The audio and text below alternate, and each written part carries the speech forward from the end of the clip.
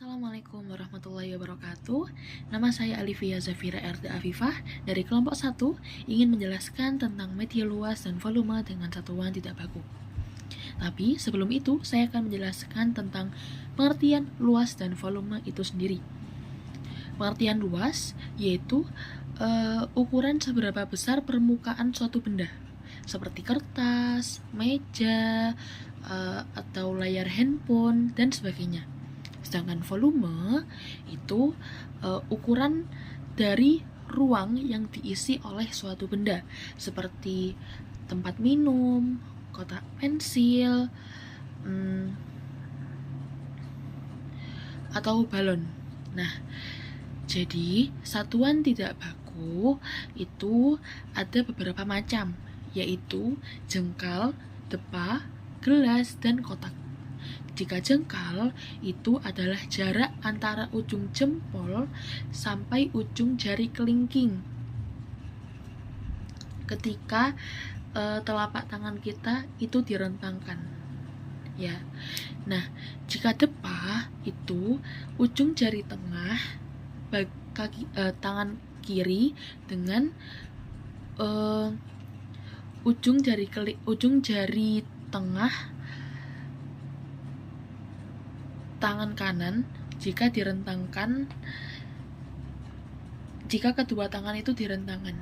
Jika gelas, maka gelas itu yang menjadi sebuah tolak ukur. Jika kotak, sama saja seperti gelas, itu adalah ukuran dari sebuah misalnya kotak pensil atau kotak makanan gitu. Nah, jika kita bertanya-tanya apa sih pentingnya untuk mempelajari satuan tidak baku itu?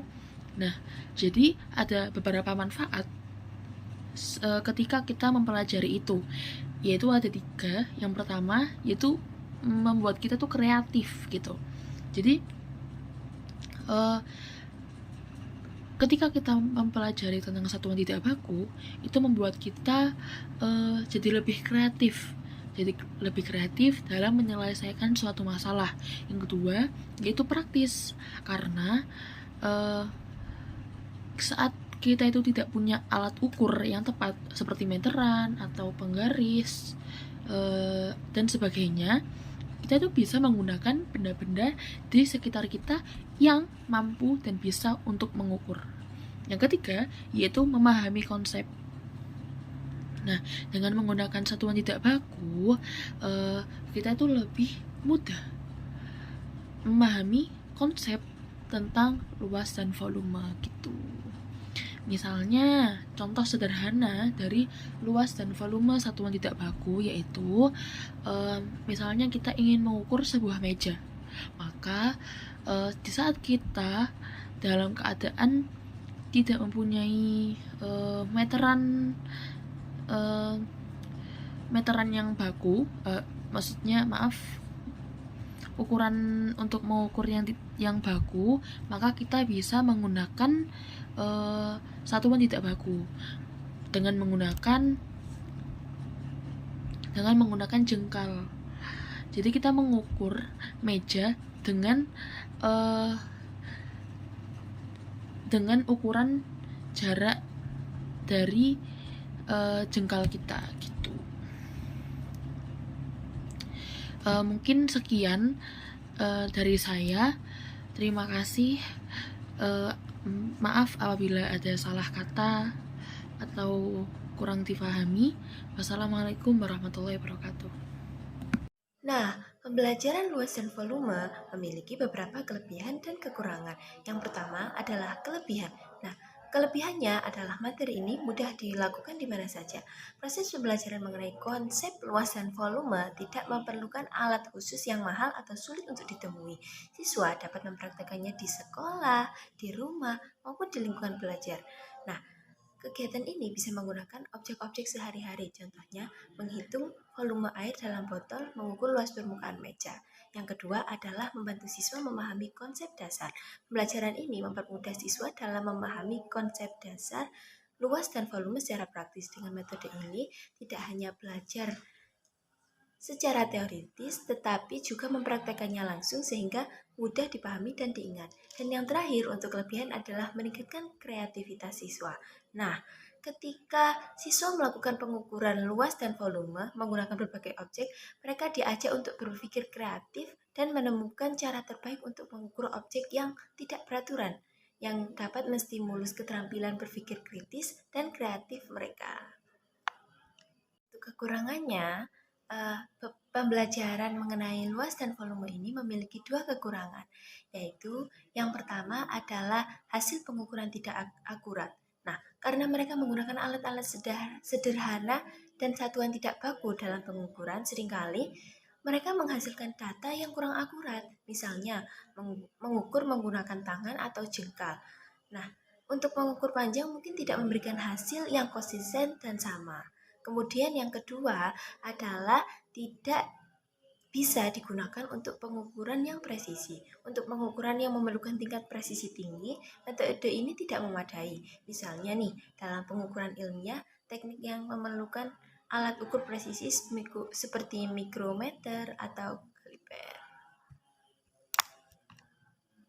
Kesimpulannya, dalam pembelajaran mengenai konsep luas dan volume, penting bagi siswa untuk menggunakan satuan baku maupun satuan tidak baku. Karena satuan baku itu memberikan hasil yang lebih akurat dan konsisten, sementara satuan tidak baku mudah diterapkan dalam berbagai situasi sehari-hari dan membantu siswa memahami konsep dasar secara praktis.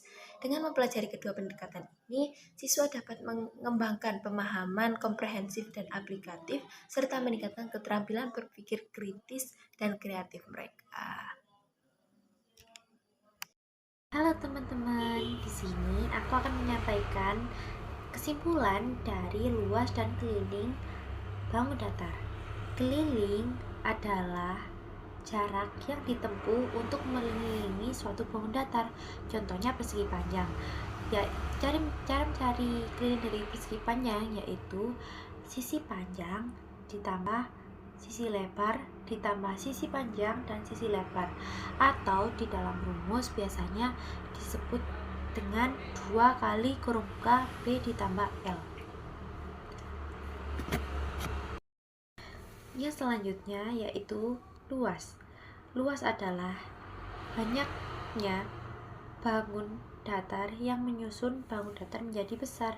Contohnya, persegi yang memiliki panjang 9 cm tersusun dari persegi-persegi kecil berukuran 3 cm, 3 cm, 3 cm, 3 cm, 3 cm, 3 cm, 3 cm, 3 cm, 3 cm, 3 cm, ketika balok 3 cm yang tersusun ke samping 3 cm 3 kali dan ke bawah 3 cm ke bawah. Nah, dari itu kita dapat mencari luas, yaitu dengan menjumlahkan jumlah kubus, jumlah persegi yang ada di dalam persegi 9 cm tersebut. Nah, itu akan ketemu hasil dari luas bangun persegi tersebut. Jadi, atau bisa disebut dengan luas persegi itu S kali S, yaitu sisi persegi dikali dengan sisi persegi. Jadi intinya, kalau keliling yaitu jarak yang ditempuh untuk mengelilingi suatu bangun datar. Tetapi kalau luas adalah bangun-bangun yang menyusun bangun itu menjadi sebuah bangun datar yang berukuran besar, dengan cara menjumlahkan banyaknya bangun datar penyusun bangun datar besar tersebut. Sekian dari kelompok kami. Terima kasih. Wassalamualaikum warahmatullahi wabarakatuh.